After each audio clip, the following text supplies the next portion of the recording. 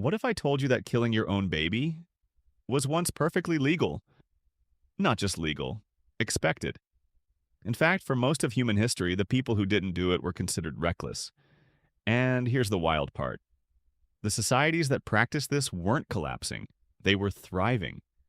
So what does that say about morality and about us? We're talking about ancient infanticide, the deliberate killing of newborns. And this wasn't rare. This was everywhere.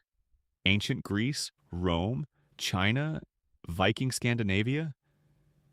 Even your ancestors probably lived in a society where it happened. Here's the shocking fact. Historians estimate that up to 10 to 15% of all births in ancient Rome ended in deliberate infant death. Think about that. If you had 10 kids back then, statistically, one or two didn't make it past the first week. By choice. Compare that to today. We pass laws to protect embryos. Ancient Rome was leaving babies on hillsides. Same species, very different rules. In ancient Rome, the moment a baby was born, it was placed on the floor in front of the father. Then everyone waited. If the father picked it up, the baby lived. If he walked away, the family understood. The baby would be left outside, usually at a specific public spot. And that was that. This was called exposure.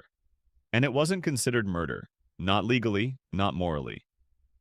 The baby wasn't yet a person in the eyes of Roman law. Personhood was granted by the father's choice. No pickup, no person. And here's the part that'll break your brain. Many of those exposed babies were found and raised by other families. Sometimes as free children, sometimes as slaves. So this wasn't always death. It was more like an extremely dark adoption system, with no paperwork. But Rome wasn't even the most extreme. Sparta had a committee. When a baby was born, village elders would physically inspect it. Too small, too weak. They'd take the baby to a cliff called apathitai, which literally translates to the place of rejection, and drop it. This wasn't a secret. It wasn't shameful. It was policy. The Spartan state believed it was building the perfect army, one birth at a time. And in Rome, there was even a specific day for it. A Roman baby wasn't named until the 8th or ninth day of life, for girls and boys respectively. Why? Because that was the deadline. Before the naming ceremony, the baby officially didn't exist in Roman society. No name, no funeral if it died, no record, just a biological event that may or may not become a person, depending on the father's mood that week. So why did they do it? Was ancient Rome just evil? Not exactly.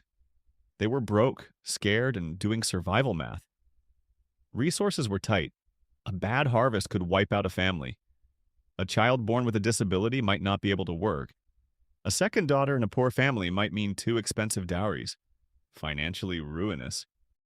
These weren't monsters. They were desperate people making horrible calculations with zero safety net. And here's the counterintuitive twist. Girls were abandoned far more often than boys.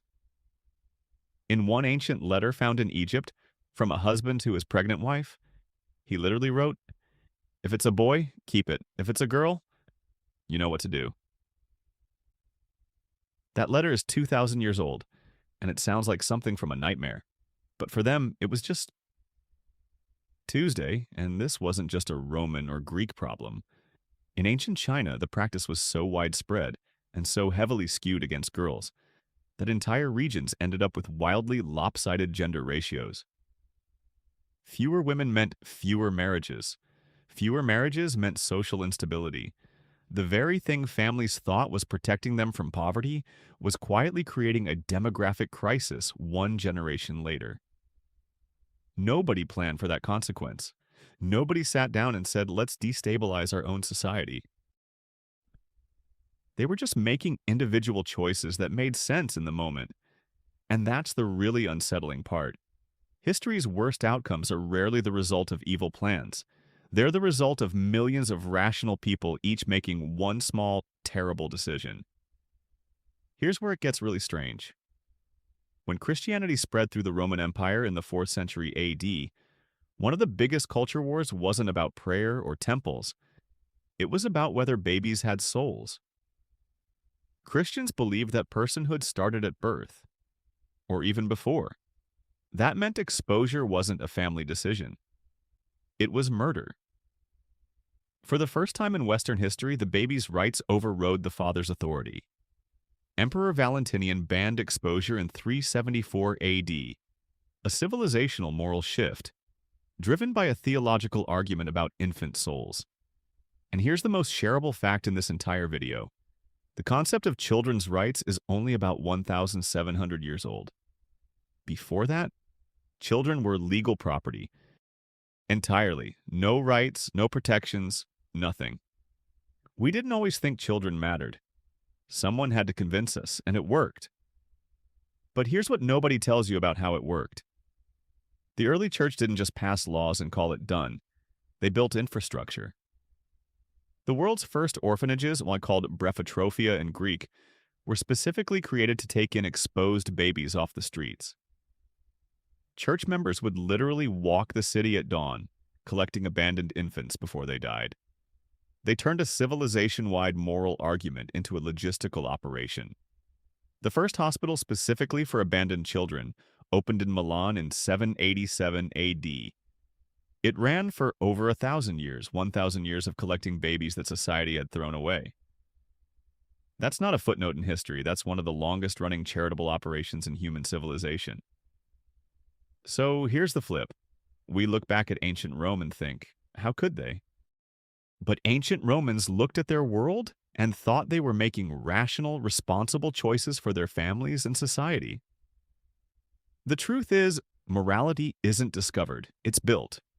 Slowly, painfully, by people who decided that the old rules were wrong and fought to change them.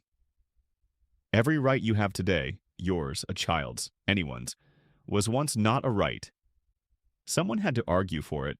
Someone had to win. You didn't inherit a moral world. You inherited a moral argument, still in progress. Drop a comment. Does this change how you see ancient history, or does it just make you grateful you weren't born in 50 BC? And if you want to go deeper, watch our video on how the Romans actually treated women. It's somehow worse.